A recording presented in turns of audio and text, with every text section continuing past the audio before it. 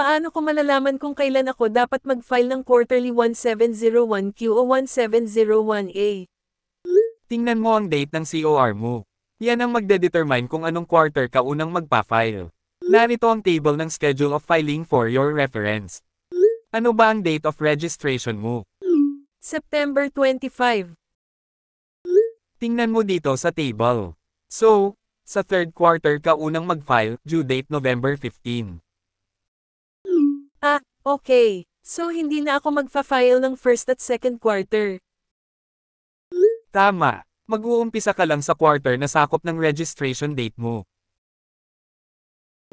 Paano naman po ang filing ng fourth quarter?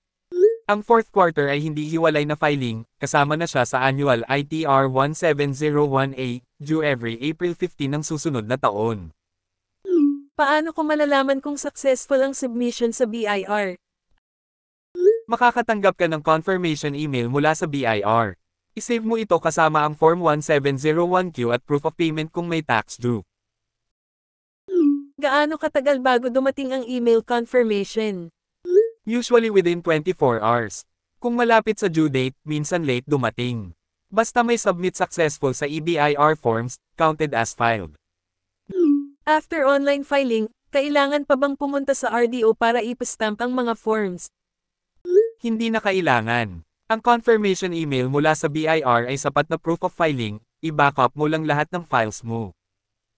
Kung September 25 ako nag-register, pero may kinita na ako bago magparehistro, ilalagay ko ba buong taon o mula September hanggang December lang? Only income from registration date forward ang isasama mo. Yung previous months bago ka mag-register ay hindi pa covered. Hindi ko ba ilalagay ang mga expenses sa form? Kung naka 8% IT rate ka, hindi mo na kailangang mag-declare ng expenses.